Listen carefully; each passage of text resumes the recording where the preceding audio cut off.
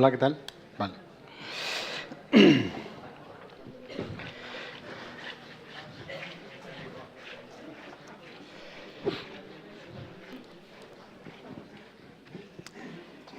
Deshabilita la sala, ¿vale? Amparo, que dejen pasar a Paquita.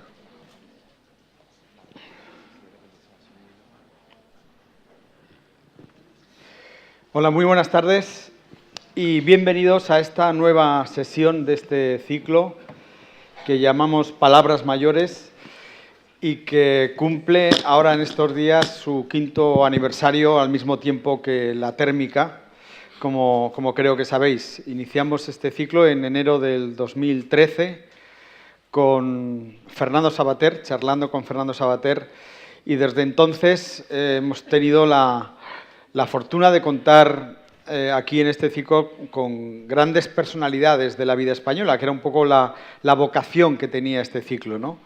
El disfrutar de la charla con gente admirable de diferentes ámbitos de la vida española, de la cultura, de la sociedad, de la economía y de otros muchos ámbitos.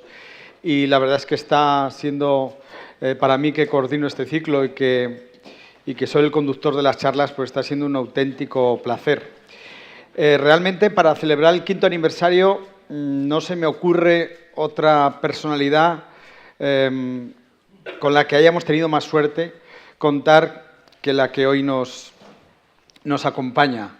Pepe Sacristán es un gigante de la cultura y de la vida española, que acaba de cumplir hace unos meses 80 años, con una fortaleza física y con una energía, con una ilusión y con una lucidez mental realmente extraordinarias, con unas ganas de seguir trabajando abrumadoras, después de haber cumplido una trayectoria completamente espectacular que como actor arranca en los años 60 del siglo XX y que ha cubierto pues, desde entonces todas las etapas de la vida de la cultura española, de la televisión, del cine, del teatro, pero él mismo en su vida pues también ha cubierto épocas tan significativas como él nació en el año 37, en septiembre del 37, es decir, en plena guerra civil, vivió la posguerra, vivió la dictadura de Franco, vivió la transición y la democracia, y ahora pues ya lleva 17 años del siglo XXI. Es decir, que ha sido testigo de épocas muy diferentes entre sí de la vida de España, y él protagonista como gran figura de la cultura, pues protagonista de algunas de las mejores cosas que han pasado en España a lo largo de todas estas décadas. Se ha consagrado como un actor eminente que cuenta con la admiración de todo el mundo y bueno, pues me parece que es un completo lujo que hoy esté aquí con nosotros el gran Pepe Sacristán. Así que, Pepe, bienvenido a Málaga, a la térmica. Muchísimas gracias por tu disponibilidad, porque desde el primer momento dijiste que sí a la propuesta y que es un placer tenerte con nosotros. Muchísimas gracias, Luis. Gracias a todos por vuestra asistencia. Y yo quisiera colocarme en el lugar que me corresponde realmente después de este panegírico de mi amigo Luis Alegre, ¿no? Debe ser por la cantidad de dinero que te pagan por hacer esto. No, por la cantidad de dinero que me pagas tú. Que te crees en la obligación de señalar a cada uno de los invitados a estas alturas astronómicas en las que me has colocado. Creo, ya nos conocemos hace muchísimo tiempo, Luis, ¿no? Creo que a través de mi trayectoria puede perfectamente, se me puede identificar como un testigo, un cronista del tiempo que le ha tocado vivir. La suerte inmensa que he tenido, como Luis señalaba, de nacer en una época en la que, bueno, ocurrían las cosas que ocurrían en este país, haber vivido esa posguerra desde el lado de los perdedores, lo cual me ha dado el tener la noticia de lo que suponía el tratar de sobrevivir físicamente, simplemente el hecho de poder contar cada día con el alimento que poder llevarte a la boca y poder ver la manera de pasar el menos frío posible en invierno y soportar las angustias del calor en verano de la mejor manera posible también, y al mismo tiempo ir alimentando el sueño de un crío que tuvo por un lado la suerte prodigiosa y por otro lado la losa jodida de llevar de querer ser actor, de querer ser nacido en el medio rural, sin ningún antecedente. Un día veo una película en el cine de mi pueblo, ahí en Chinchón, y yo decido que eso es lo que yo quiero ser: el indio, el pirata, el gángster. Trato de despojar todo esto de cualquier lectura intelectualizada o de connotaciones de otro tipo que no sea la peripecia personal de un crío que nace, como hemos dicho, en el 37, que le pasan unas cosas y que de pronto, a los 6 años, todo eso se interrumpe, pues mi padre estaba encarcelado, sale de la cárcel y es desterrado. El hombre del campo no puede volver al campo, era una costumbre del general Franco. Normalmente, como forma de represalia, el que había sido carpintero no podía ser carpintero, era una forma de disgregar, en fin. El caso es que mi padre no puede volver al pueblo y mi madre y yo nos vamos a vivir a Madrid. Y ahí empieza una andadura que es donde el crío que soy yo, empieza a crecer con un entorno, ¿por qué no decirlo?, hostil. La hostilidad, primero, con la que la ciudad recibía al paleto. La hostilidad con la que mi pobre padre vivía, porque la libertad era una libertad condicional. Él tenía que presentarse cada semana en la comisaría del barrio. Y al mismo tiempo, este hombre que ha perdido la guerra, que ha sido humillado, que ha sido derrotado, tiene que sacar adelante una familia. Y como no había ningún medio económico, yo soy instruido en colegios gratuitos, que son los que manejaban normalmente los religiosos, los calasancios primero, los manjonianos, después yo empiezo a crecer en medio de un fuego cruzado, el seno de una familia que ha perdido la guerra y que nos apañamos como podemos, viviendo en Madrid, debo aclararlo, en lo que se llamaba la habitación con derecho a cocina, ¿no? Dormíamos en la misma habitación mi padre, mi madre, mi abuela, mi hermana cuando nació y yo, en una sola habitación, en un piso Entonces, y voy a los colegios religiosos donde, pues se cantan el himno de Domingo Sabio, sé qué, y vuelvo a mi casa, donde el derrotado de la guerra blasfema una media de 12 veces por segundo, y al mismo tiempo este pobre imbécil que soy yo lo que quiere es ser tirone pover. O sea, está inmerso en una realidad que no solamente le rodea, sino que le acogota, ¿no? Era, os digo, los abañones, ¿no? El frío del invierno, la precariedad, la precariedad más precaria, ¿no? Algo. Por otro lado, el conflicto entre una educación que yo recibía en los centros donde mi padre me mandaba y lo que yo oía en mi casa a propósito de los señores que me instruían en esos centros. Y mientras tanto, yo lo que quería ser es hacer las 1000 y una noches, o hacer los Tres Mosqueteros, o ser el gángster o el pirata. De cualquier manera, que hoy os habla, es decir, desde aquel entonces hasta hoy, seguramente no he ido muy desencaminado, ¿no? Ha costado lo suyo, pero si estoy aquí, es al punto en el que quería llegar, estoy aquí es gracias a la tenacidad, al esfuerzo, al tesón, al coraje y del crío que fui, al que le tengo un respeto y un cariño de la hostia.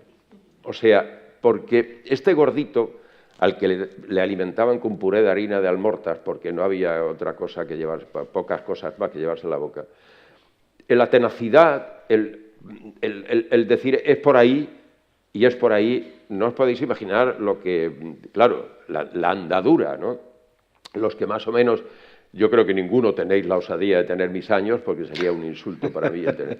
Pero los que más o menos andáis rondando por ahí, os hacéis una idea de lo que era el panorama en el que se desenvolvían las cosas en el territorio de los que habíamos perdido la guerra, ¿no? Y, bueno, ahí van rodando las cosas, van afianzándose las ilusiones, las vocaciones, o como le queramos llamar, y llegamos aquí. Y digo, está ahí delante de vosotros un tipo que ha tratado de hacer lo posible por satisfacer, porque se hicieran realidad los sueños de aquel crío. Porque un día pudiese, como ahora tengo la inmensa suerte, el privilegio enorme de poder disfrutar como entonces, tanto cuando hago mi trabajo como cuando soy espectador del trabajo de otros compañeros o otras. Cuando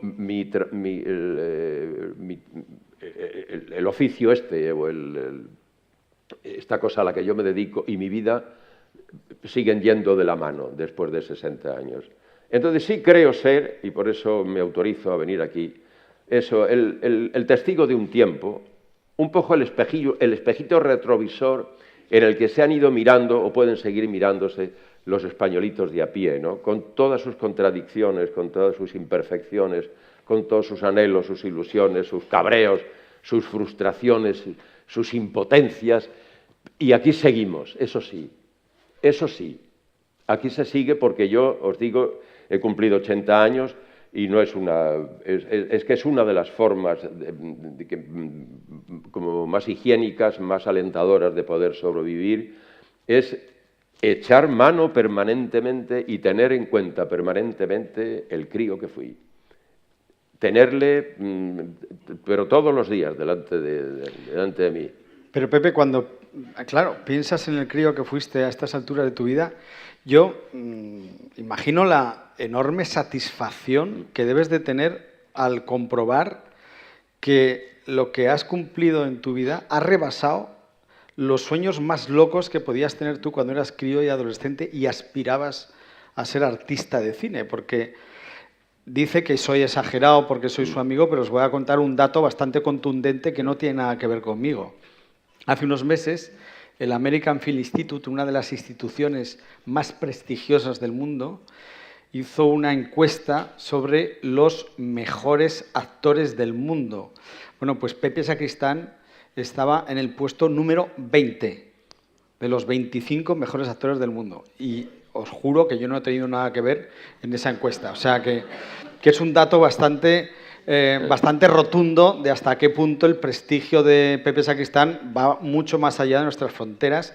Y creo que en el puesto 18-19, él estaba el 20, estaba Michael Caine, ¿no? Michael Caine estaba el 19 y el 21 Benicio del Toro. No, pero yo debo decir que Luis, doy fe de que Luis no ha tenido nada que ver en esto, pero ha sido uno de mi pueblo. No, pero ya le han trincado, le han cogido y le han dicho que no lo volvería a hacer. Era pues, uno de la limpieza allí en el Film American Institute, uno de Chinchón estaba allí en la limpieza, estaría borracho. Y había una lista por allí, puso mi nombre. No, en serio, yo estoy muy agradecido a la entidad o a quien coño haya puesto mi nombre ahí, pero yo sería idiota si yo me creyera. Primero porque no me gusta esto de la competitividad en mi oficio. No me gusta. De vez en cuando, por todos los años, te ponen un número a la espalda, el de los Goya, el de los Roque, el de no sé qué, no sé cuánto, y dicen, venga, a correr. Y a ver, porque se sabe quién mete más goles, se sabe quién llega primero a la meta, pero en un oficio como este, ¿quién coño es el que dice quién es el mejor o quién es la mejor? Si te toca a ti y te dicen que eres tú, pues bueno, muy contento, sonríes, coges el monigote y te vas a tu casa. Pero todo esto de la competitividad, ¿quiénes son los mejores? Durante muchos años la mejor película de la historia del cine era Ciudadano Kane. Ahora ya no es Ciudadano Kane, ahora es Vértigo. ¿Qué arbitrariedad es esta, ¿no? Pero vamos, yo estoy muy contento, pero yo sería idiota, pero tonto del culo, vamos, si yo me creyera esto de verdad, que yo soy de los 25 mejores, soy el número 20. Por favor, no, en serio, sí.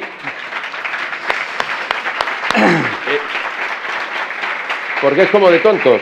Entre otras cosas porque es que no se trata de eso. O sea, para mí no se trata de eso, ni el primero ni el segundo. Es decir, a mí es el día a día. Yo sé que lo digo mucho, sobre todo mi mujer que está aquí, que está continuamente y sabe que en ocasiones no hay más remedio que repetir las cosas. Hay una premisa filosófica, moral, de la que yo parto, que tiene que ver también con mi infancia. Y es que en Chinchón había un viejo, el tío Tomás, que apenas era analfabeto, y cuando yo lo conocí ni veía ya ni oía, y decía cosas tan acojonantes como esta que decía: lo primero es antes. O sea, tener claro más o menos el orden de prioridades, de lo que te importa o no te importa en la vida. Es decir, y hay unas prioridades que, sobre todo una edad determinada, si no las tienes claras, es que eres tonto, eres un imbécil. Y una de mis prioridades es el día a día. Un día descubrí que yo me levantaba por la mañana y no tenía que ir al taller a sacar virutas, sino que iba a rodar películas o a ensayar una obra de teatro. Y así sigo de hace más. Entonces, ese día a día, el ir donde quieres ir y estar con quien quieres estar, y que luego los resultados sean pues, más o menos apetecibles o se aproximen, pues, ¿qué más quieres? Sobre todo cuando los comienzos o el inicio de todo esto hacía ver un horizonte bastante lejano y bastante turbio, esa es la verdad, no era nada fácil. Pero para salir adelante de esta manera, yo creo que para ti, bueno, estoy seguro porque muchas veces lo has comentado, que ha sido fundamental, siempre lo fue la referencia de tus padres. Sí. Que entre los dos te transmitieron valores y actitudes que para ti fueron completamente fundamentales para salir adelante en la vida. Y complementarias, ¿no? El Venancio era un hombre, primero era un hombre más alto de la media en aquel tiempo. Y segundo, era el que mejor araba, el que mejor segaba, el que mejor, en fin. Y este hombre pierde, con 20 y tantos años, pierde una guerra y lo destierran. Y yo recuerdo, ¿no?, la imagen de mi padre llegando a la habitación con derecho a cocina. Era como King Kong, humillado, vencido, ¿no? Y entonces, cuando a este hombre le sale un hijo imbécil, un tarao, cuando me preguntaban, tu padre supuso, dice, ¿cómo se va a oponer a algo que nadie entendía absolutamente nada? Yo le podía haber dicho a mi padre que quería ser, no sé, criador de canarios flauta, por ejemplo, o yo qué sé, espeleólogo, o extirpador de vesículas biliares. ¿Y cómo se va a oponer a eso? No, porque no sabe. No, mi padre, lo más que podía hacer el hombre para demostrarme es que yo fuera un hombre de provecho y tratar de mostrarse lo más indiferente posible con todas aquellas manifestaciones mías, cuando yo empiezo a contactar con teatros de aficionados y cosas. Entonces, el Venancio era el referente moral, era el hombre al que había que convencer, había que demostrar que esto que a mí me pasaba no era una veleidad, ni era una estupidez, ni yo era idiota. Pero no era fácil. Como contrapartida, la Nati, yo decir que lo que sí tenían los dos en común es que cantaban muy bien flamenco. Y de ahí una herencia maravillosa que es yo lo heredé, en realidad estáis hablando con una tonadillera frustrada. Yo he dicho muchas veces, yo hubiera querido ser Juanita Reina, pero no pudo ser, me quedaba en esto. Pero la copla y el flamenco me han acompañado, no solamente como una forma de música, sino una forma de entender la vida y de vivirla, que es un prodigio. Entonces la Nati era el complemento a la actitud firme de mi padre, que él entendió perfectamente, y yo lo entendía también, que la mejor manera de demostrarme que él quería lo mejor para mí era no coincidir con lo que yo quería, porque lógicamente él tenía que pensar, como buen padre, que mi propósito era un despropósito, naturalmente, y que él lo que tenía que hacer era aconsejarme y conducirme, como de hecho me metió de aprendiz en un taller mecánico, ¿no?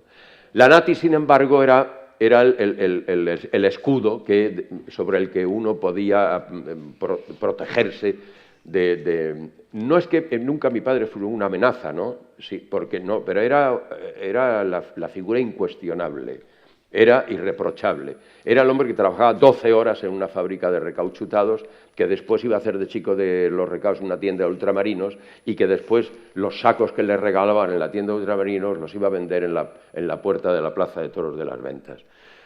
Y que todas las horas eran pocas para trabajar, para sacar adelante a la familia. Entonces, en este complemento, ahí voy yo apañando y arañando. Es decir, que la anécdota definitiva, la que me dio el respiro de alivio cuando yo ya llevaba un tiempo trabajando, ganándome la vida con esto, ¿no? Porque era lo que yo quería demostrarle a mi padre, que yo podía ganarme la vida con esto, fue el día en que mi padre, bueno, en Chinchón los ajos son, o eran, entonces ya, ahora ya no tengo ni idea, pero bueno, una buena cosecha de ajos salvaba el año. Tú tenías una buena cosecha de ajos y aquello salvaba el año. Entonces, un día mi padre, el muy puñetero, había pasado ya tiempo, para preguntarme qué tal me iban las cosas.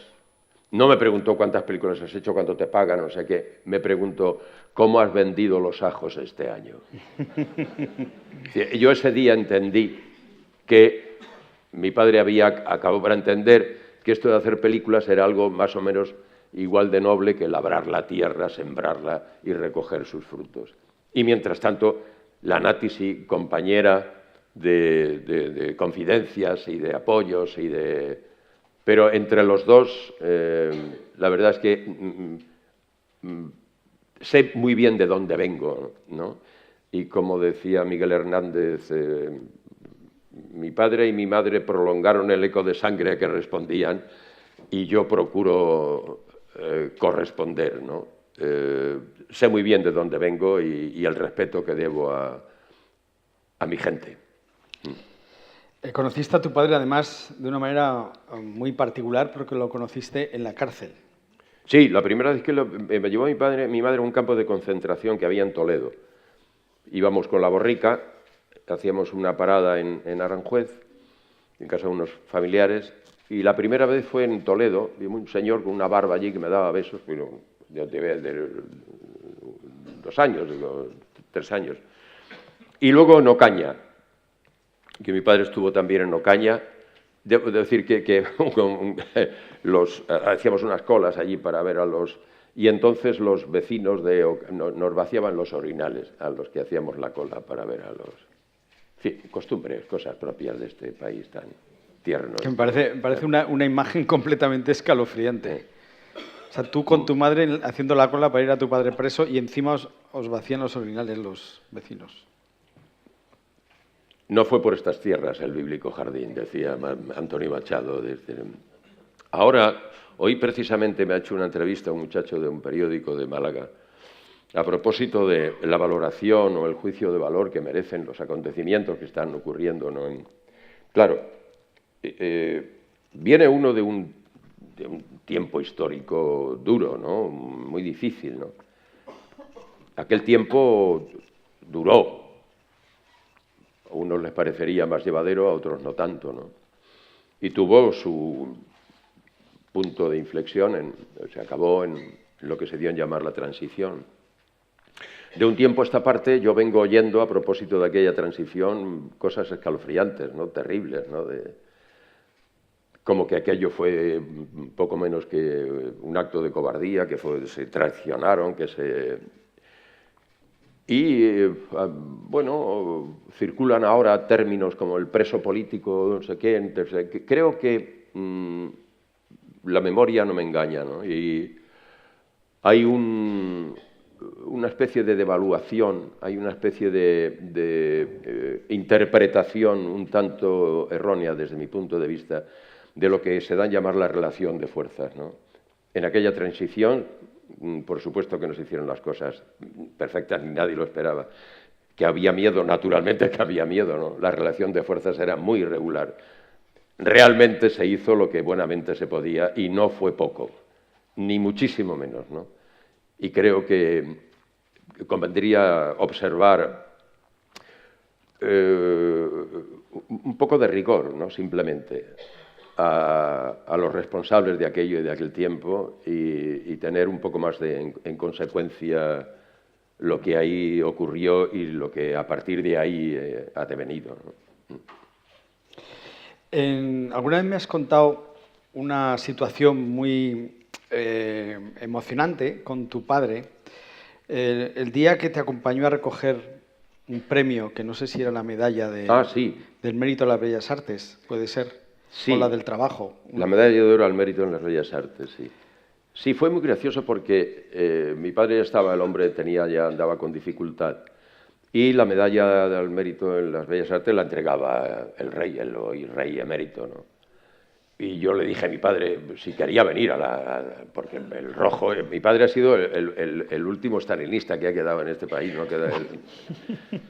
Y me dijo, hombre, claro, sí, yo quiero ir, sí, pero además se entregan en el Pardo. Y justo ese día, hacía no sé exactamente cuántos años, que a mi padre lo encarcelaron. Fue el que le denunció uno del pueblo. Bueno, y bueno, pues el Venancio, allá que se vino al Pardo, y allí celebramos, nos entregan la medalla, y después del acto de la entrega, había un momento en que en un apartado, en un cuarto aparte, pues el rey y la reina,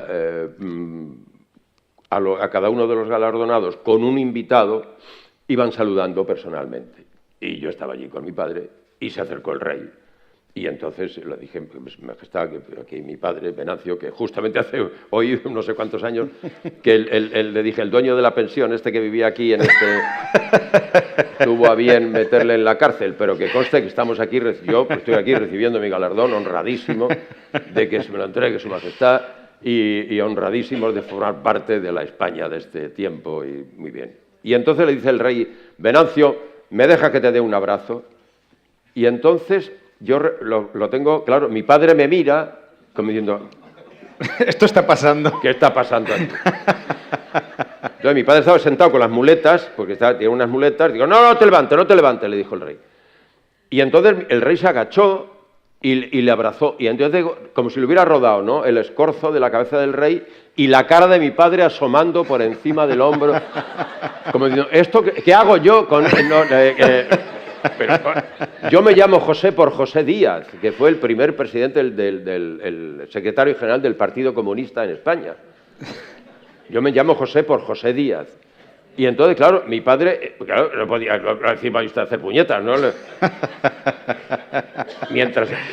Pero la cara de mi padre no se me va a olvidar en la vida, ¿no? Pero ¿qué coño está pasando aquí? Bueno, pues lo cierto es que la conclusión de aquello fue una celebración, ¿no? Y todo el mundo encantado de la vida y muy bien, y muy bien. Y yo encantado de haber recibido la medalla de oro al mérito en las Bellas Artes. Una de las muchas cosas estupendas que te distinguen es tu extraordinaria, no sé si llamarlo tolerancia o comprensión hacia gente que no piensa como tú. De hecho, bueno, pues buena parte de tu familia es muy conservadora y sobre todo en los años 60, 70 trabajaste con cineastas muy conservadores. Has tenido y tienes amigos, actores muy conservadores. Tú siempre te has definido muy de izquierdas, pero la diferencia ideológica jamás ha supuesto para ti ningún obstáculo para las relaciones humanas, las relaciones afectivas, las relaciones amistosas, e incluso en algunos casos, como los cineastas de los años 60, que fueron los primeros que te dieron trabajo, o unos de los primeros, pues Mariano Ozores, o Pedro Lazaga, o José Luis Sáenz de Heredia, te has indignado cuando alguien los ha cuestionado, porque ellos, que eran profundamente conservadores, tú les llegaste a tomar un cariño y un afecto sincero y además te has sentido profundamente agradecido porque ellos fueron los que te dieron trabajo cuando seguramente casi eran los únicos. Claro, es que el cainismo es una práctica muy habitual en este país y me parece que es una forma, entre otras cosas, de reducción de la inteligencia. Está el ser humano por encima de cualquier otra clasificación o calificación, ¿no? Y hace poco he leído, no sé, en la columna de Manolo Vicén en El País, ¿no?, a propósito de que si todos tuviésemos un comportamiento, a propósito de cómo lo hacen los políticos, de negar automáticamente los principios del otro, si los médicos y los abogados en fin, si cada uno en su trabajo se comportase como normalmente esta capacidad de autodestrucción o de destrucción del contrario. Yo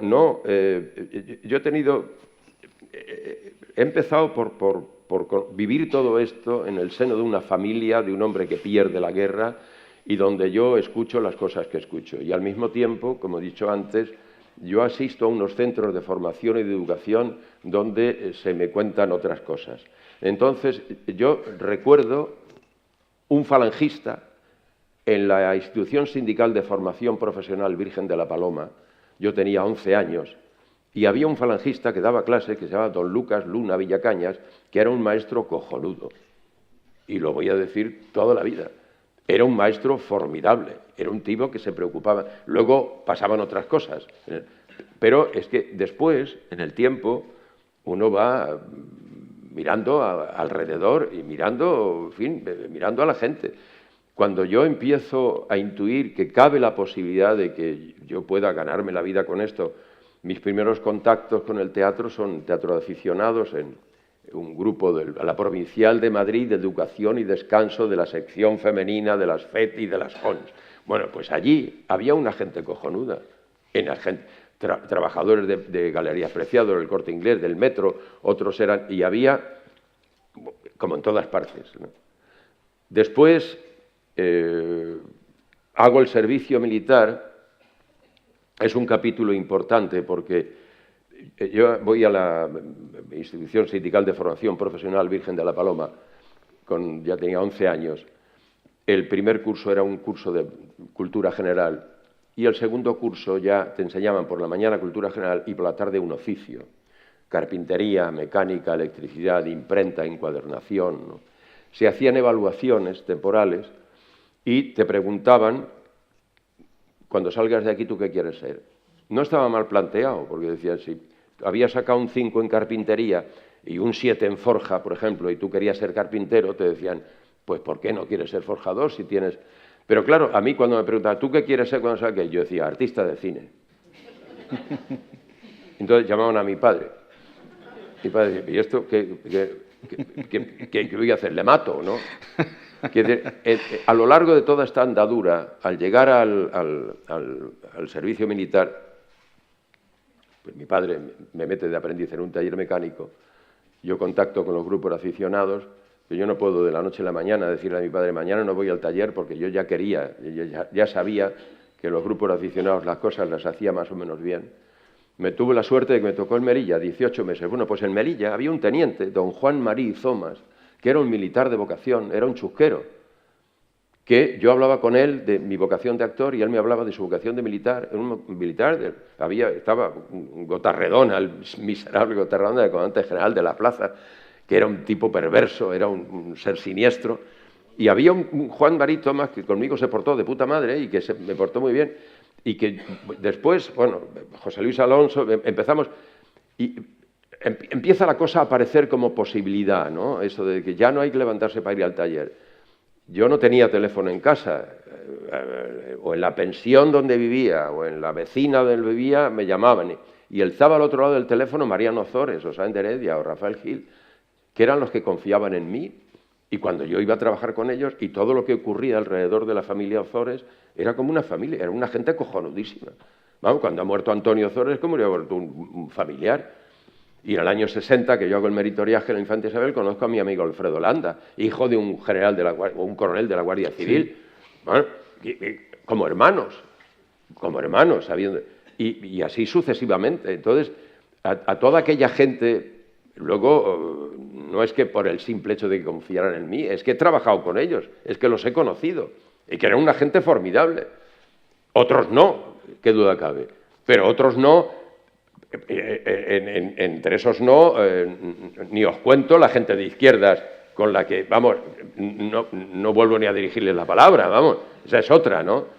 Pero es que sería, yo decir, miserable es poco, ¿no? Es tan estúpido, tan siniestro, ¿no? El ir etiquetando, catalogando a la gente por... La gente que conmigo se ha portado bien, se porta bien. Y creo que además la base fundamental de esto de pasar por esta vida, yo no creo en que haya una vida posterior,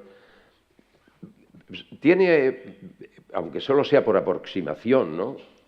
Una última razón de ser, que es el acuerdo personal con uno mismo, ¿no? en base a un código, a unos parámetros que uno sabe que son o deben ser incuestionables o inviolables. Y es la idea que uno tiene del respeto que se debe a sí mismo y como consecuencia el respeto debido a los demás, ¿no?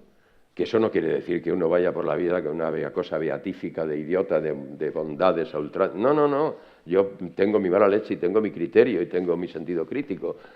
Pero es que esto de la vida da poco de sí, y como decía el viejo tío Tomás, lo primero es antes, ¿no? Y para mí está muy claro el orden de prioridades en este sentido, y es fundamental. Yo quiero levantarme por las mañanas y reconocerme en el imbécil que está delante de mí en el espejo, reconocerme en sus miserias, sus grandezas, sus equivocaciones. Y sí es verdad que tengo una cierta facultad, pero no es por bondad o por ser mejor, es un problema de comodidad. Yo prácticamente no tengo ninguna capacidad para el rencor, pero no es porque sea buena persona, es porque os aseguro que es mucho más cómodo. Es mucho más cómodo. Yo he conocido, ese me la va a pagar y ese... vives encabronado, en fin, depende seguramente del daño que te hagan, ¿no? Seguramente yo no he sufrido o no tengo noticia de... Pero tengo prácticamente nula capacidad para el rencor. Y desde luego sí, volviendo al crío que fui, ¿no? Sí, una inmensa capacidad de agradecimiento a aquellos... Yo recuerdo el año 65, cuando Pedro Masó me hace una prueba, el primer día que yo me vi delante de una cámara, en La Familia y uno más, sentado en un pupitre, y llega Alberto Closas y se pone aquí a mi lado y me dice, ¡buah! Tengo mucha suerte, soy un privilegiado, no lo niego, porque el disfrute, la alegría, la felicidad de que disfruto todavía con mi trabajo y, ¿por qué no decirlo?, en ocasiones como esta, donde estoy aquí por mi condición de actor, ¿no? Quiero decir, y estos encuentros, el cambiar o intercambiar pareceres, opiniones, el contar un poco de qué puñetas va esto de la vida, es un privilegio. Y es una suerte que yo soy, por supuesto, el primero en celebrar.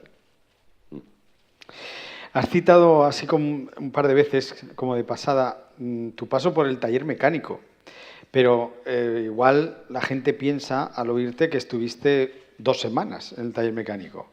7 años. Y estuviste 7 años. 7 años en una etapa de formación que era cuando tú eras joven, adolescente y joven. O sea que son 7 años, son mucho tiempo. Y alguna vez también me has contado un poco lo que tú soñabas o imaginabas yendo al taller mecánico, ¿no? Cuando pasabas por los cines de la Gran Vía, por ejemplo. Porque eso también creo que es bonito comparar eso con lo que luego fue tu trayectoria posterior.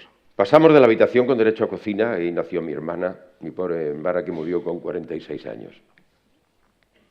De la habitación con derecho a cocina, en General Horadio, de León, Núñez, Balboa, Castelló, aquello, el barrio Salamanca, aunque los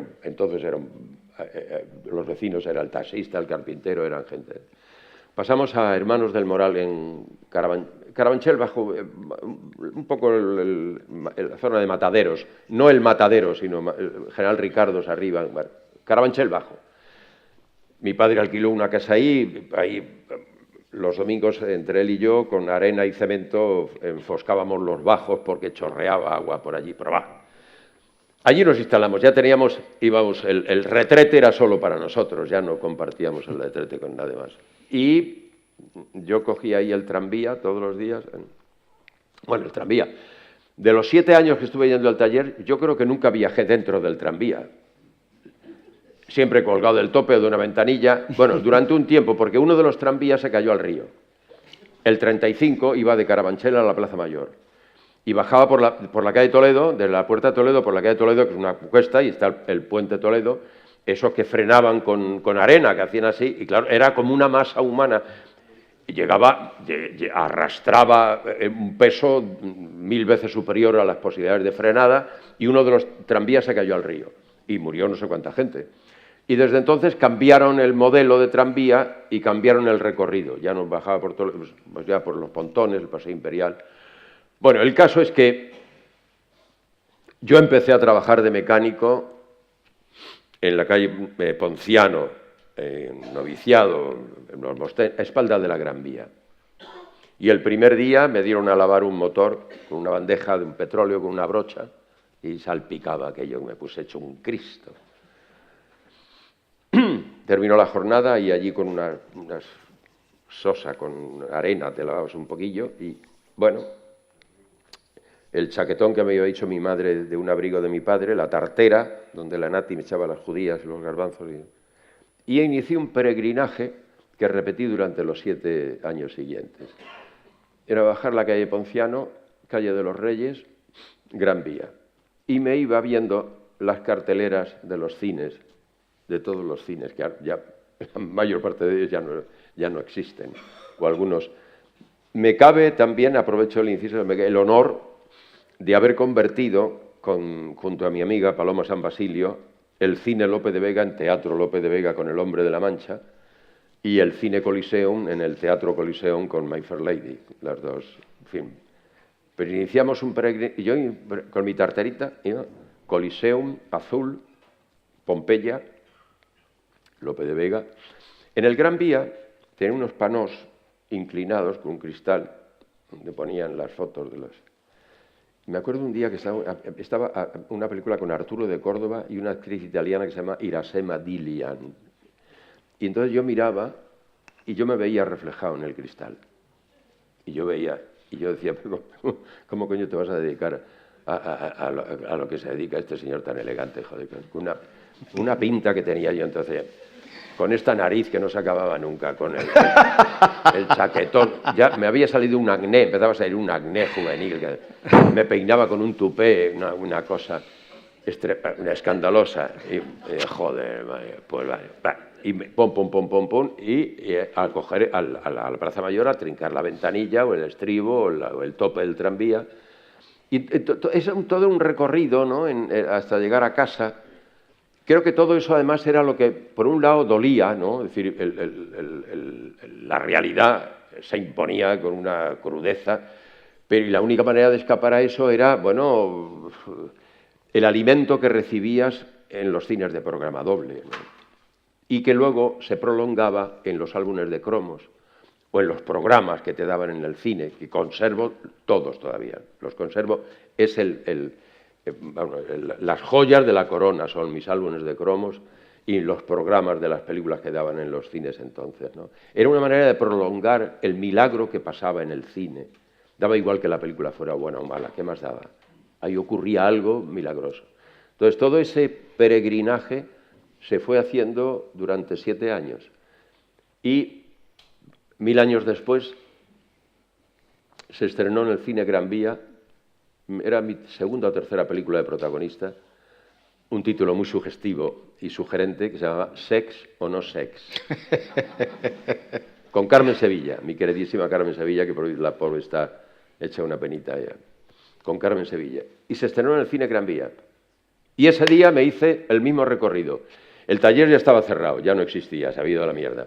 Pero me fui al taller, calle Ponciano, bajé San Bernardino, Reyes, el azul no sé qué, al Gran Vía.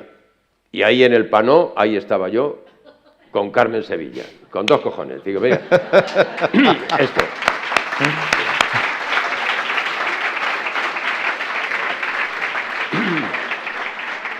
No fue por esta película por la que me han puesto en el Film American Institute, en el número 20. No, ni por otras muchísimas más. Pero quiero dejar constancia de esto, ¿no? En ocasiones no es el buenismo, no es la cosa ahí, muchas gracias. No, joder, no. O sea, seamos serios.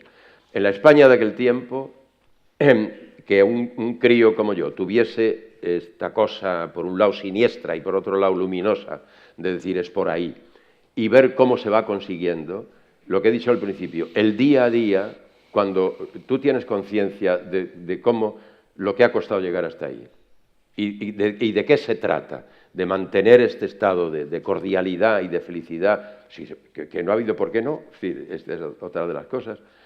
Ese día a día pesa, pero tiene un peso formidable, ¿no? Quiero decir, no es un peso que haya que arrastrar, ¿no? Es el peso que te coloca en tu sitio, ¿no? Es el decir, estoy aquí, y a partir de aquí seguir adelante, ¿no?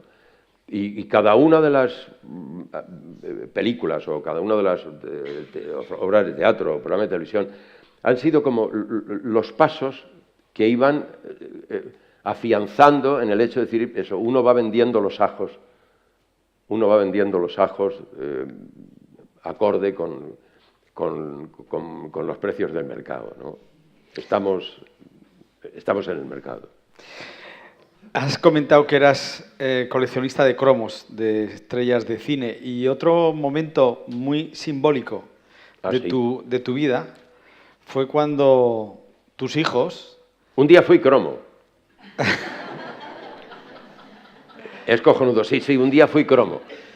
Mis hijos un día estaban jugando y me dijeron, te cambio un sacristán por un... no sé qué.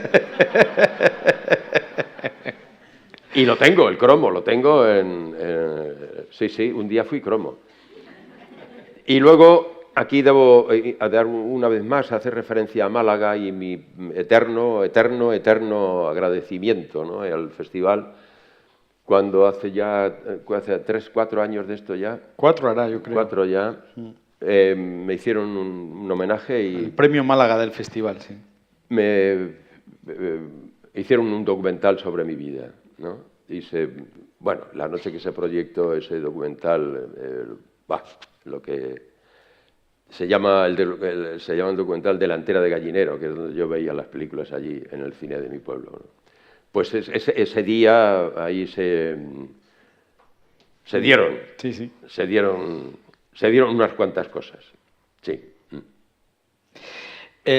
También es curiosa esa etapa de tu vida, que no es demasiado extensa, pero también bastante curiosa de recordar, y es cuando fuiste uno de los primeros vendedores del Círculo de Lectores. Ah, joder, sí. Yo hice una gira por América en el año 62 del siglo pasado, marzo del 62. Salimos lo de Colón fue un juego de niños comparado con lo nuestro, fue una cosa de locos.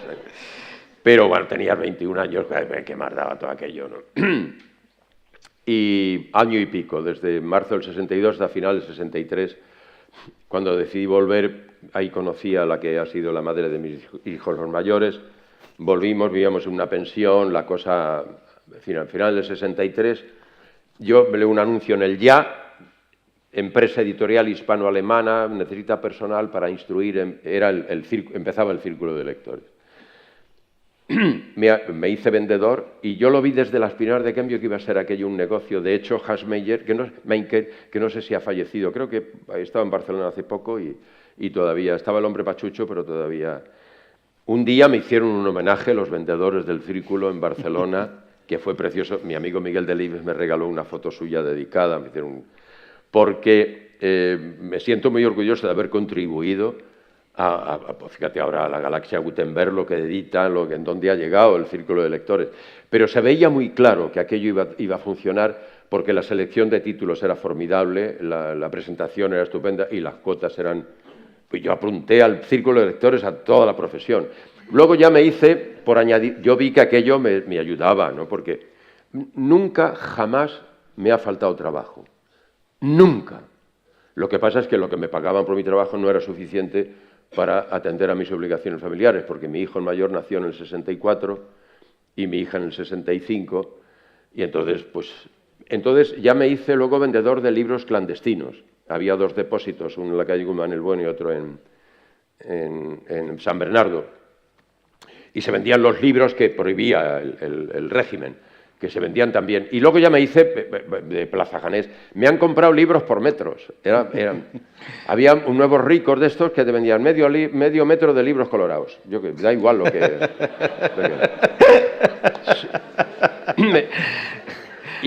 eso me ayudó. Luego hay una anécdota muy graciosa, porque las cosas fueron ya afianzándose, ¿no? En el 65 hago la primera película, Pedro Masó me firma 4 más, ya empiezo, pum, pum. Alberto Closas me busca a través de Pedro Masó para hacer Flor de Cactus, pum, pum, las cosas.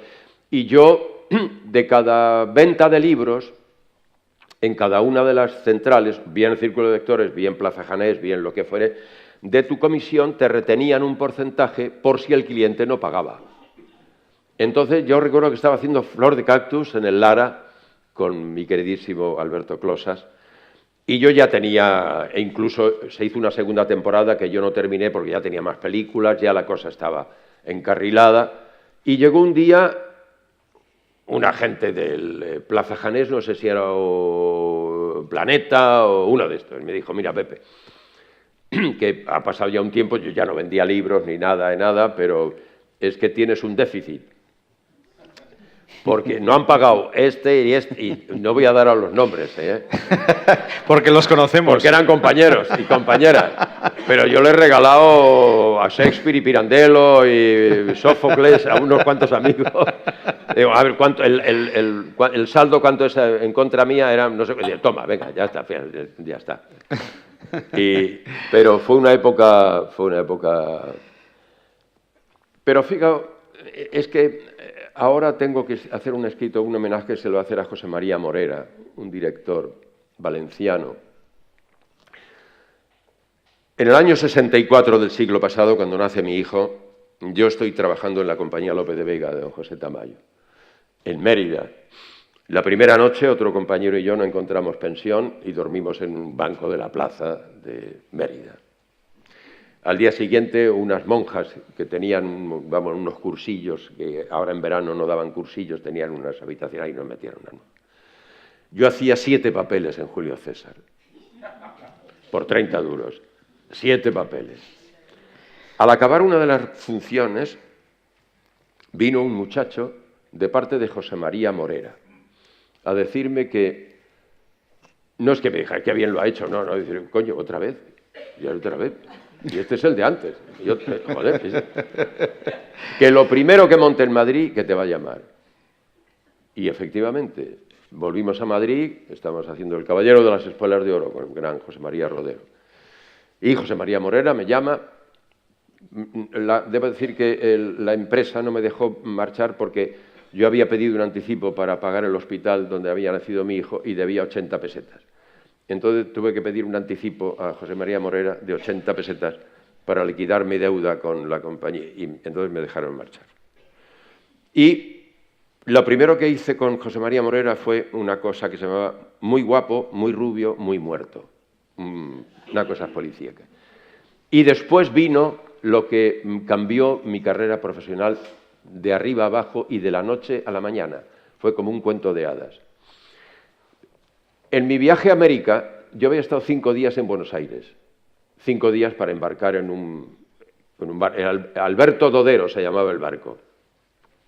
Estaba previsto desguazarlo al llegar a Vigo y no hizo falta. Nada más atracar, se derrumbó. Lo que tardamos en bajarnos hizo y se hundió. ¿Cómo era aquel? Joder. Yo en esos 5 días que estuve en Buenos Aires vi una función a una compañía de actores españoles que llevaban de toda la vida en Argentina, Pepita Martín y Manolo Sabatini, que hacían La pulga en la oreja, un vodevil de Georges Feydeau, que es un clásico, una pieza maravillosa. Y yo vi ahí un papel, joder, que era la leche. ¡Puf! Bueno, 5 días embarco en el Dodero, vuelvo en la compañía Lope de Vega, y mira por dónde. Pepita Martín y Manolo Sabatini deciden volver a España y contactan con José María Morera y deciden montar La pulga en la oreja.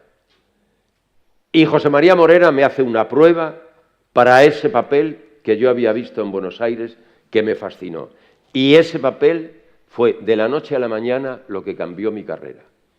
O sea, a partir del estreno de La pulga en la oreja en el Teatro Beatriz, me llama Pedro Masó, cambió, las críticas las conservo. Pero una cosa de esa que pasa en los cuentos de hadas, ¿no? Pues ahora José María Morera ha fallecido hace poco y se le hace un homenaje, pero saco a colación esto otra vez, ¿no?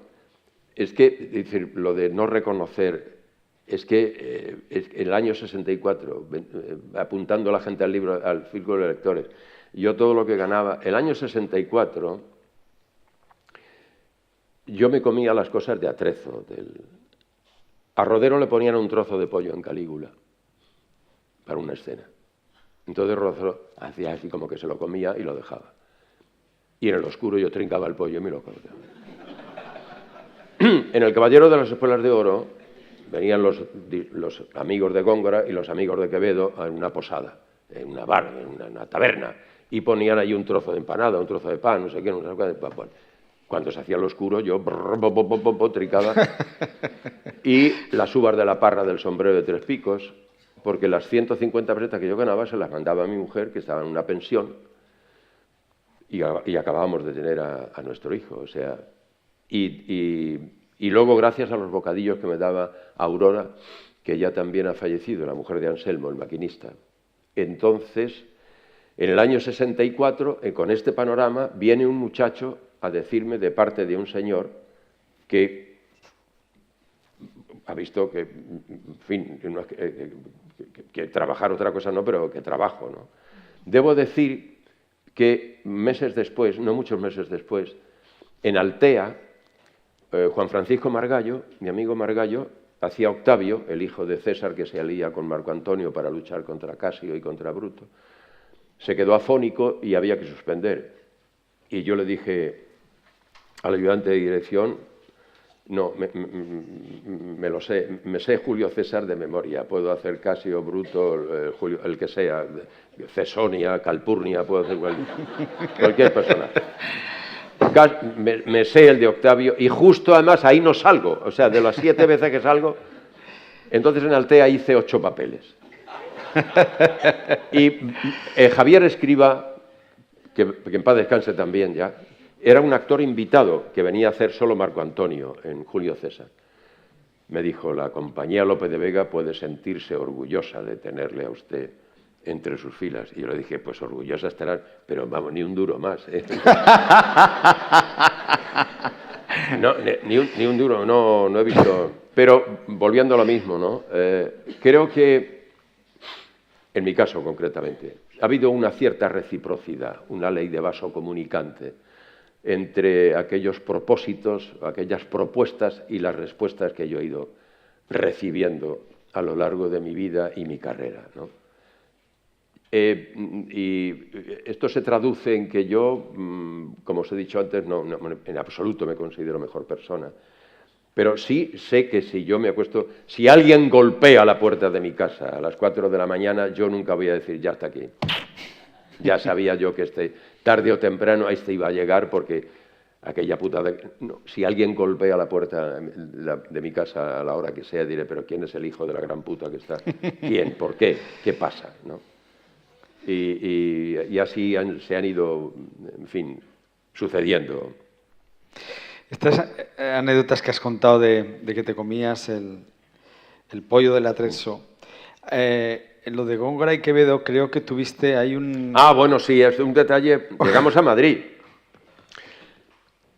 Llegamos a Madrid y bueno, pues claro, yo seguía que en la misma, claro, hasta que José María Morera no me llamó porque ya de los 150 pesetas pasé a 300. Ya con 300, bueno, aquello era... Bueno. Y llegamos a Madrid y termina la escena de la taberna del enfrentamiento entre Góngora y Quevedo, se hace el oscuro y yo voy a trincar y me tropiezo con un compañero en el oscuro que me dice... Soy Otegui, estoy igual que tú, elige Góngora o Quevedo.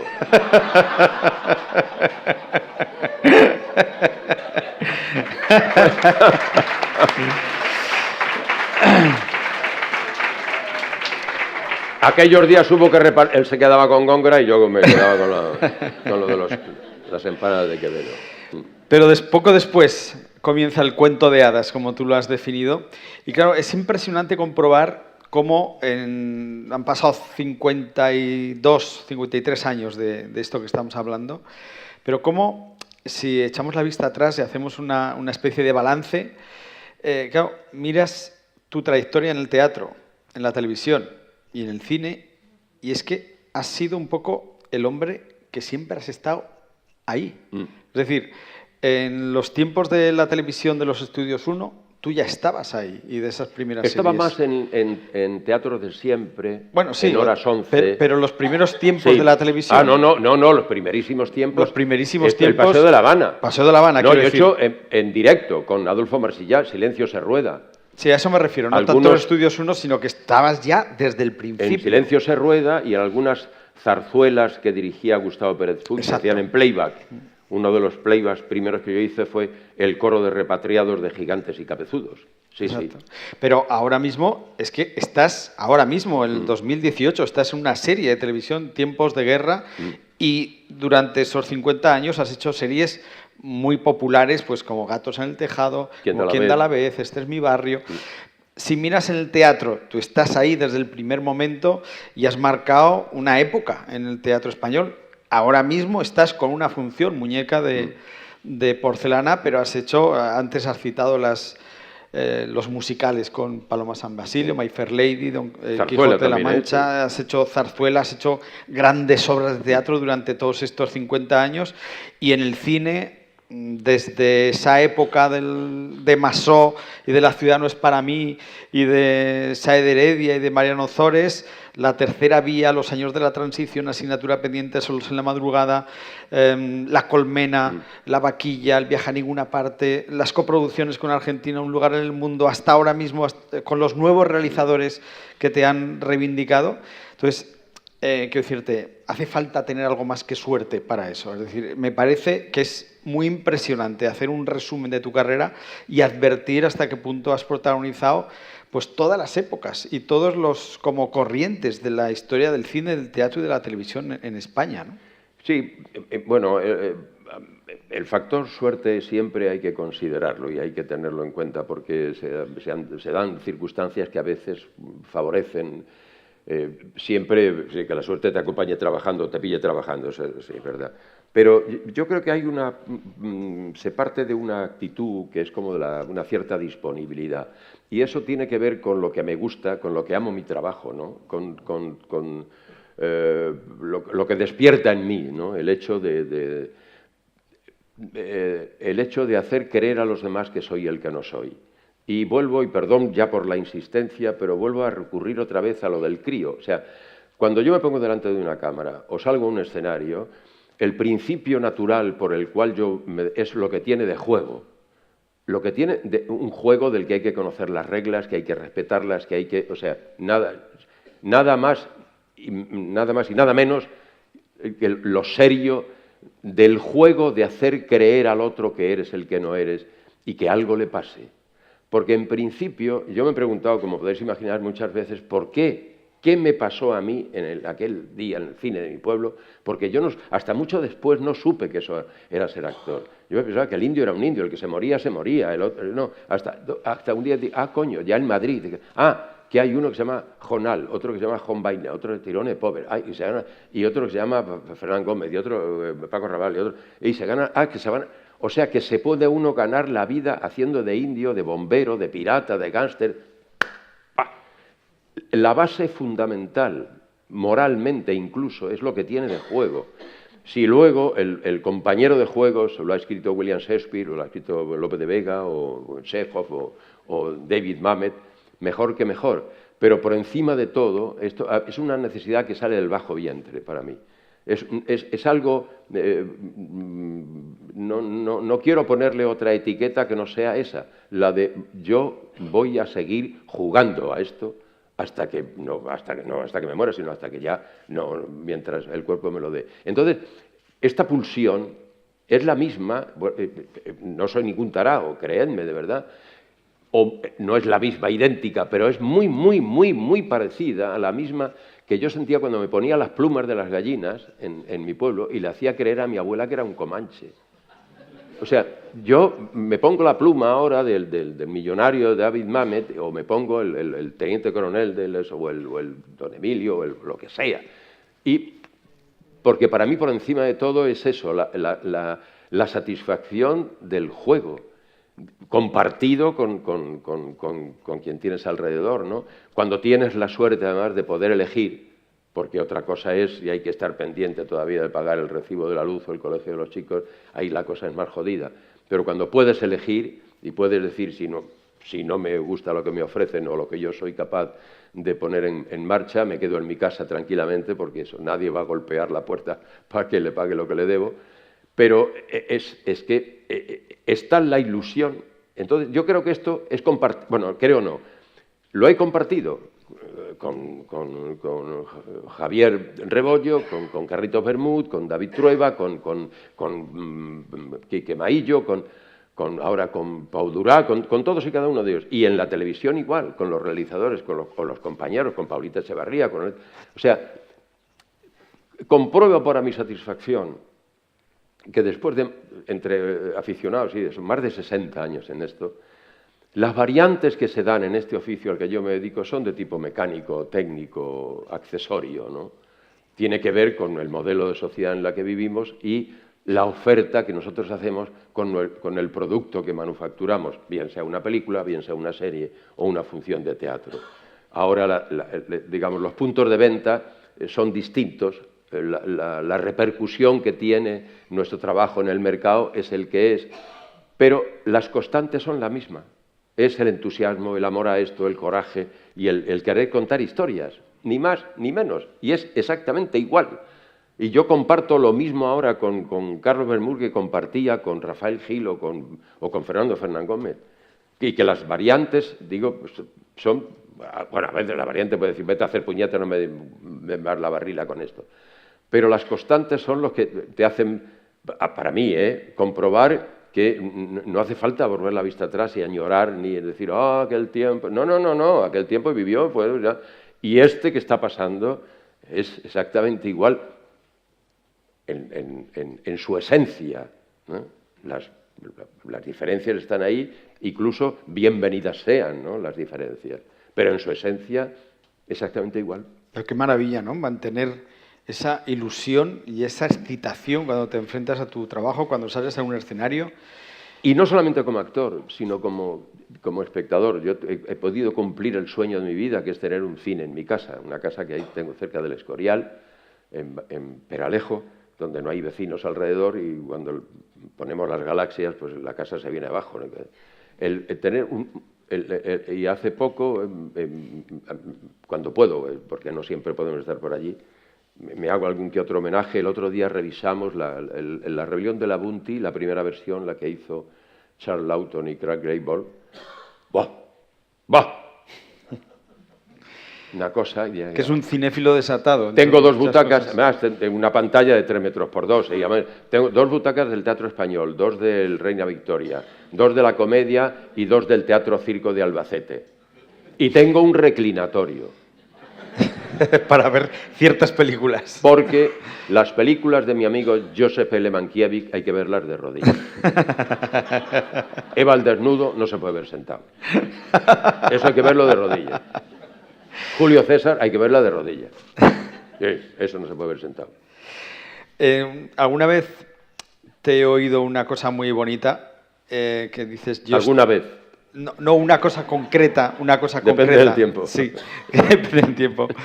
Que alrededor de una persona que los dos veneramos, que es Fernando Fernán Gómez, que un día me dijo, Pepe Sacristán, yo estoy en segundo de Fernando Fernán Gómez.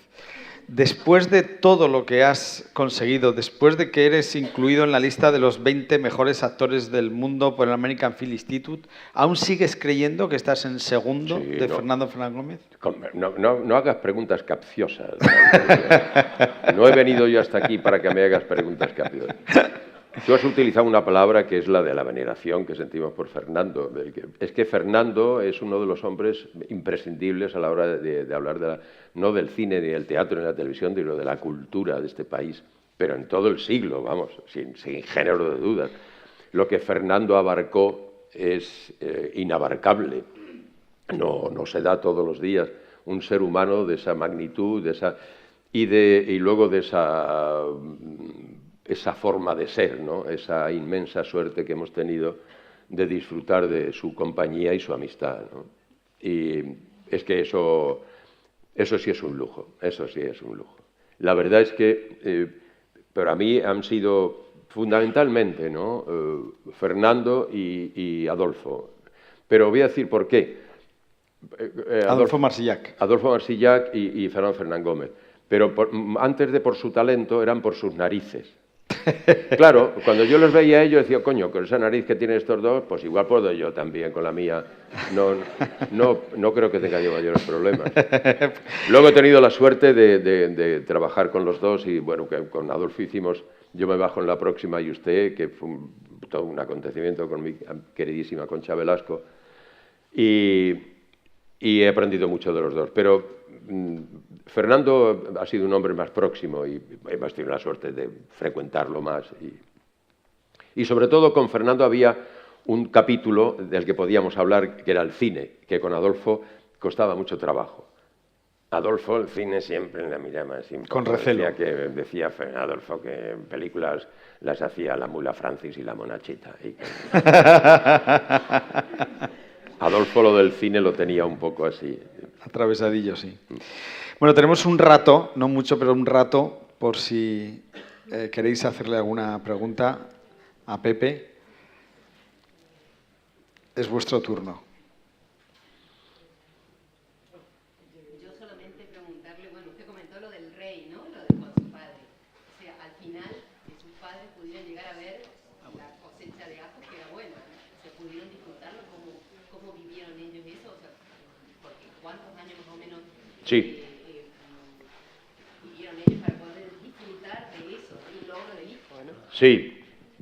En el año 88 del siglo pasado, el Ayuntamiento de Chinchón decidió nombrarme hijo predilecto.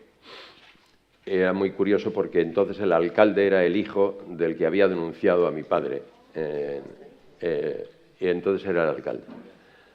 Y el Teatro de Chinchón, el cine de mi pueblo maravilloso, el Teatro Lope de Vega, acababa de ser reformado en la época en los socialistas se hicieron cargo de prácticamente todos los teatros de los ayuntamientos, rescataron de las empresas privadas, volvieron y el teatro es pequeñito, pero una belleza de teatro. Y bueno, allí me llevé, hay un documento, porque fue televisión para dar la noticia de la recuperación del teatro, y tengo un documento, por un lado, que cada vez que lo veo, porque ya no queda nadie prácticamente, porque por allí desfilaron Fernando Fernán Gómez, Alfredo Landa, Alberto Closas, Antonio Ferrandis, Enrique Morente, Umbral. Paco Umbral, Agustín González, María Asquerino.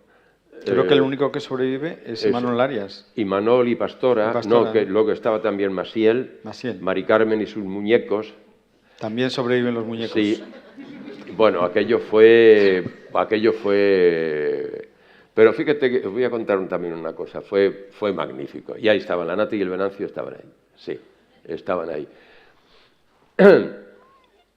Entonces, el ayuntamiento de mi pueblo me dijo que me hiciera cargo del teatro, programarlo y llevar a cabo unas... Y yo reuní, a través de mis primas, como antes Luis señalaba, mis primas son hijas de mi tío Francisco, hermano de mi madre, pero son gente conservadora, ¿no? Gente que han sido, educados con las monjas pero nos queremos a rabiar y nos respetamos cada uno nuestra manera de pensar. Entonces, yo le encargué a mis primas que había 4 o 5 grupos de aficionados en Chinchón. Le dije, no tiene sentido, Chinchón no es Filadelfia. Vamos a unificar y nos reunimos en el teatro. Yo estaba rodando entonces Gatos en el Tejado. Nos reunimos en el teatro y hablamos de cómo armar un grupo de teatro y que yo propongo que el teatro sea un sitio abierto, que si alguien quiere decir cómo se plantan los guisantes, pues que lo diga en el teatro. Bueno, pues allí reuní, debió ser un domingo, claro, porque era el día que nos rodábamos, y apareció un grupo de teatro de aficionados en Chinchón que me dijeron que no contara con ellos, que ellos tenían su propia línea de trabajo. Dije, hombre, no sé, yo con todos los respetos, me parece que podéis decirme o títulos o algo que tengáis. Sí, tenemos los hijos artificiales, lluvia de hijos. ¿Qué hacemos con los hijos? Hay muchos hijos, ¿no? Pero, en fin, yo digo, me atrevo a deciros que esto ya era, en fin, una cosa menor cuando yo empezaba en el teatro aficionado.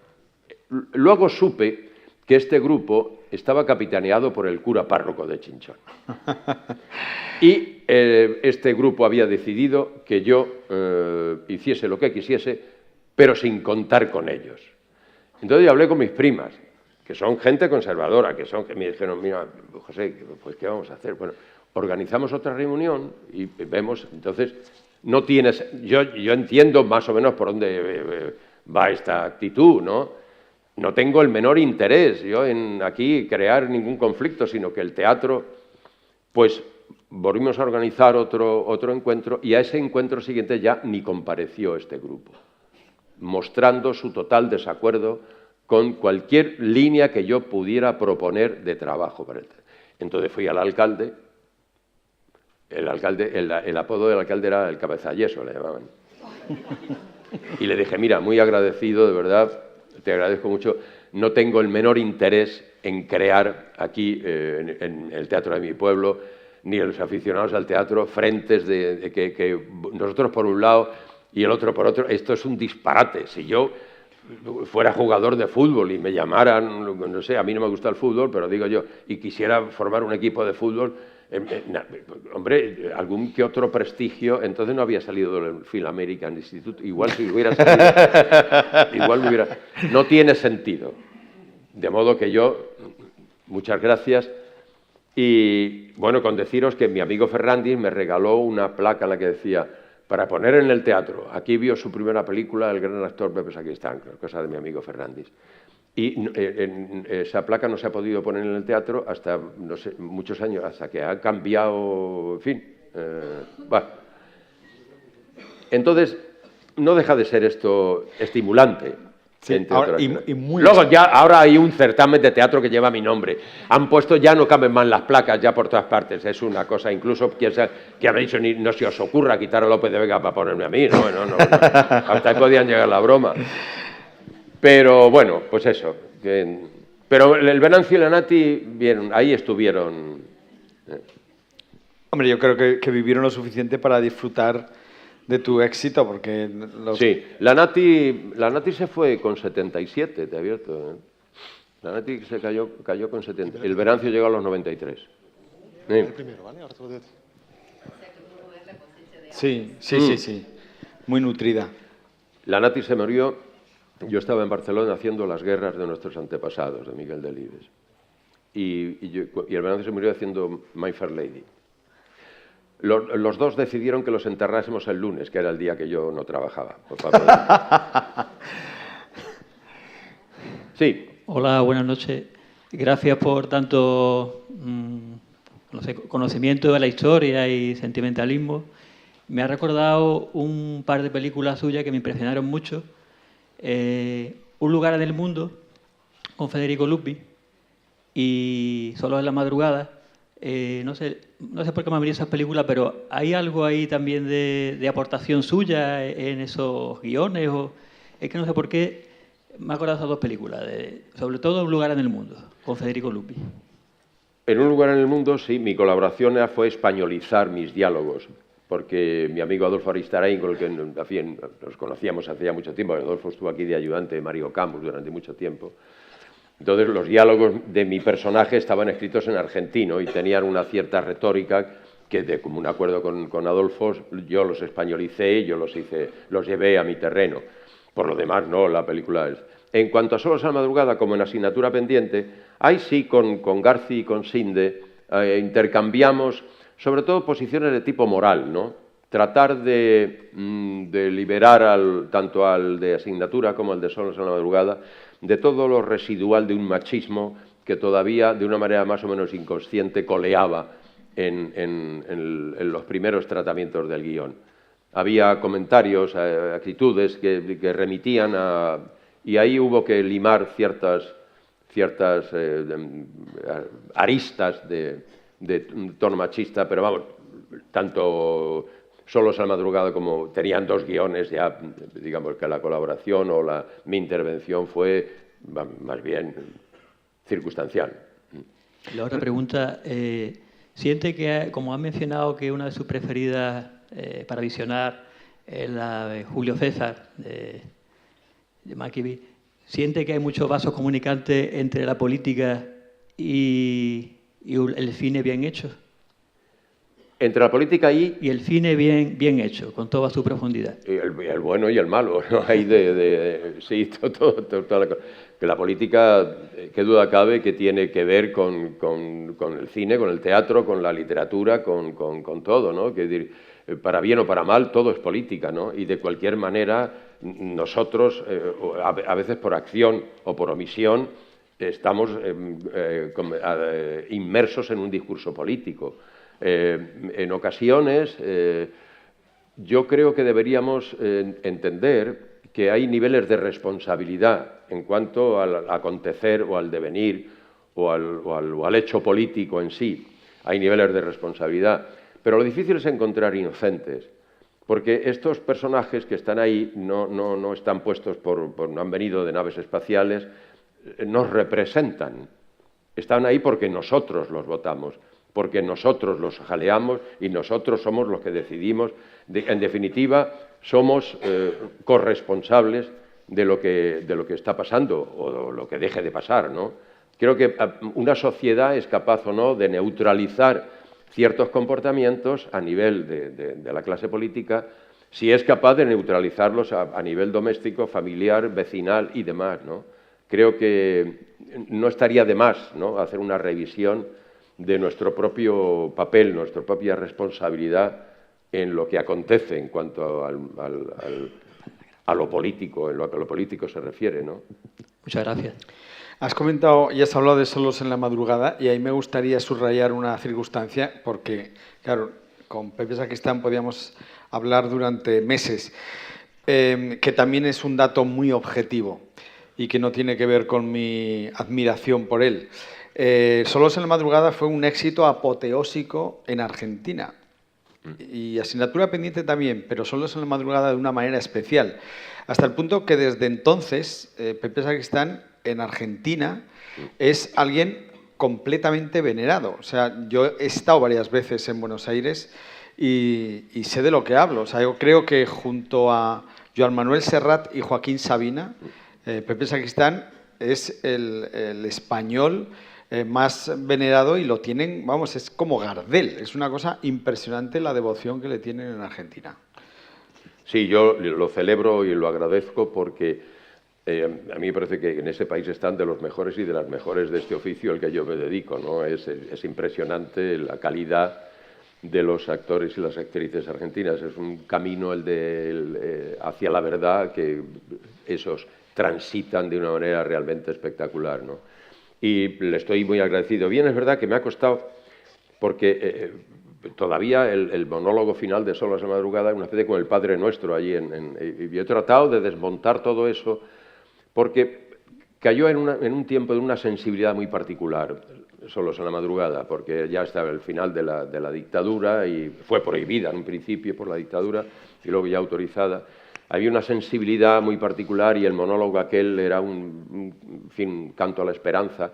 Pero yo les advertía que, en definitiva, cuando rodamos esa película, la actitud de este hombre, como bien decía, era reconocer que no podemos pasarnos 40 años hablando de los 40 años y que tal y conforme vivimos estamos fracasando, ¿no? Era una especie de hasta aquí hemos llegado y a partir de ahí vamos a ver qué es de nuestra vida, ¿no? Como decir, ya papá se ha muerto, ya somos mayores de edad, a ver qué hacemos, ¿no? Pero con todo ha sido imposible de desmontar o colocar en su justo sitio. El monólogo de Solos en la madrugada sigue siendo una declaración de principios incuestionable y yo de verdad lo agradezco muchísimo porque me ha proporcionado, bueno, ahora tengo un mono de Buenos Aires terrible, me ha proporcionado momentos de amistad y de... Ahora precisamente está en Sevilla rodando Óscar Martínez, está por aquí, hemos hablado tengo muy buenos amigos. Una experiencia realmente formidable, la hemos vivido con mi mujer. En el año 11 yo fui a rodar El muerto y ser feliz y le propuse al productor de Un lugar en el mundo, con el que Almora Cooperativa de Un lugar en el mundo. Yo estaba haciendo un espectáculo aquí en España que se llama Caminando con Antonio Machado, de los días azules al sol de la infancia. Y le interesó el proyecto y hemos estado casi un año desde Misiones a Comodoro Rivadavia, recorriendo Argentina de arriba abajo, de la mano de Antonio Machado, que ha sido algo... Esto, hay que pagar el recibo de la luz. Conviene pagar para evitar. Una experiencia realmente impresionante, ¿no? Porque Machado... Y volvemos una vez más a ese sitio de las prioridades, ¿no? Cuando uno tiene la disponibilidad de recoger o de recibir no solamente la obra en lo poético, sino la lección de humanidad, de vida que propone un hombre como Antonio Machado. He tenido la suerte de recibir también de Miguel Delibes o de Fernando Fernán Gómez o de, en fin, de la gente de la que uno ha ido aprendiendo, de la que uno ha ido tomando. Eso simplemente es la disponibilidad, es la prioridad, es el entender que hay una cosa que está antes, ¿no? Y para mí ese antes es el ir mirando, viendo y participando y tomando y teniendo y en la medida de lo posible establecer una reciprocidad entre lo que uno recibe y lo que uno es capaz de poder dar. Hola. Bueno, yo en realidad no tengo una pregunta. He venido con una compañera, estudiamos en la Escuela Superior de Arte Dramático y bueno, en el día a día convivimos con gente con mucho ego y me parece admirable la humildad con la que te diriges a nosotros y con la que hablas de tu trayectoria. Así que muchas gracias porque personas como tú nos inspiran y son las que nos animan a seguir. Gracias a ti, Bonita, gracias.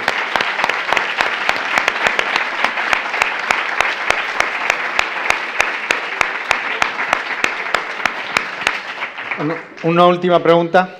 Buenas noches, José. Soy Buenas Estrella. Bueno, te admiro desde pequeña y soy actriz. También estudié en la escuela hace unos años. Quería escuchar algún consejo a los actores jóvenes que estamos construyendo nuestras carreras con tanta ilusión y bueno, que tú eres un ejemplo para nosotros. ¿Algún consejo para lograr los éxitos que tú has logrado y la carrera que tú has logrado? Antes monja que dar consejos. Antes monja. No, es muy difícil. Esto es una cosa personal e intransferible. Esto de querer ser Don Juan o Doña Inés o Hamlet o Ofelia, esto es una cosa muy personal. Tener en cuenta, eso sí, los parámetros y el entorno y las posibilidades y los, en fin, los trampolines o las posibilidades que pueda tener o no el que tu trabajo o tu vocación sea realidad. Pero cualquier consejo, lo que sí, no dejarse, cuidado con los espejismos. Por ejemplo, ahora la mayor fuente de contratación está en la televisión. La televisión es un electrodoméstico que se alimenta, cumple una función dentro del hogar. Hay una tuesta el pan, otro te lava la ropa, otro le das un botón y sacristán allí y otros cuantos y hacen unas tonterías. Cuidado con que, como decía McLuhan, el medio es el mensaje que emite ese medio deslumbre o produzca algún espejismo. Esta es una andadura de paso a paso, de día a día y de cuidado con los 2 millones de espectadores cada vez, o 3 millones de espectadores, ¿no? Todo eso puede ser mortal de necesidad. Si la idea es alcanzar la popularidad o la fama que da ese medio, o el espejismo que suponen las pasarelas o las alfombras y todo esto, ahí se va de cráneo. Ahí se va de... Esto es... aclararle a la compañera, a la señorita que ha dicho lo de la humildad, es que lo contrario de la humildad es la estupidez. Es que lo contrario, no es que ser humilde sea una virtud, es de sentido común. Es decir, una de las primeras cosas que yo aprendí de mi amigo y maestro Fernando Fernán Gómez es en qué consistía el ejercicio de una profesión como esta en un país como este. Esto es lo que Fernando me dejó claro desde las primeras de cambio. Y entre otras cosas me dijo, la mayor demostración del éxito en este oficio, en este país, es la continuidad en el trabajo. Es, bueno, que si luego además eso vienen los de los monigotes y te lo van dando, pues mira qué bien. Pero, y sobre todo, y por encima de todo, es que esto es lo que quieras hacer. Y si es lo que quieres hacer, tira adelante, pero que sea de verdad, que no que quieras, de un modo mimético, ¿no?, imitar o ser o parecer a lo que hoy por hoy, que vaya usted a saber ese modelo que hoy por hoy puede engatusar o encandilar a jóvenes y a jóvenes, vaya usted a saber que es de ese modelo dentro de 6 meses o de 1 año. Ojo, porque es que puede que haya desaparecido. O sea, la capacidad de combustión. En estos momentos no me gusta sacar conclusiones morales de los tiempos en los que vivo, porque todos tienen su más y su menos. Pero sí hay un elemento que incordia bastante para mí en este momento a propósito de lo que es la idea del ser humano en su disposición del tiempo que le toca vivir. Es la velocidad. Todo ocurre ahora una hostia, o casi todo ocurre ahora una hostia que está fuera porque obedece a unos intereses determinados, no es gratuito, no es arbitrario, ¿no? Tiene su razón de ser. Y esta velocidad es terrible, porque en visto y no visto se lleva por delante voluntades, aficiones, vocaciones, vidas, ¿no? Estar un poco prevenido contra toda esta vorágine, ¿no? Pero el consejo es, si es esto lo que quieres, no te pares, no tires adelante. Pero no hay fórmulas, ¿eh? Y si alguien quiere, pero olvídate, no hay fórmulas. Bueno, Pepe, llegamos al final y de decirte que, como ya presumí, ha sido un completo placer charlar contigo, escucharte, comprobar una vez más tu grandeza, tu generosidad. Y bueno, espero que ustedes hayan disfrutado. Una manera de agradecerle su generosidad y lo encantador y maravilloso que ha estado es, si nos molesta, no os acerquéis con la intención de haceros fotos con él, porque de aquí no salimos en toda la noche, sois muchos. Y vamos a respetar eso, porque me parece que él ya ha estado volcado en la charla, que ha sido una maravilla escucharle. Les convoco para la siguiente sesión del ciclo de palabras mayores, que lo celebraremos el viernes 16 de febrero con la presencia de, en mi opinión, una de las mejores periodistas españolas, que trabaja desde hace años en la cadena SER, que dirige un programa que se llama Hoy por Hoy, y que es Pepa Bueno. Así que, si tenéis ganas de escucharla y de hablar con ella, aquí estamos. Y muchas gracias, Pepa Sacristán.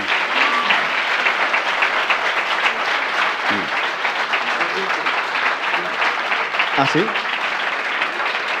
Bueno, me dicen que es el viernes 15 de febrero. Me he liado yo con la fecha. Viernes 15 de febrero. Muchas gracias. Muchas gracias a ti, Pepe. Muchísimas gracias. Gracias.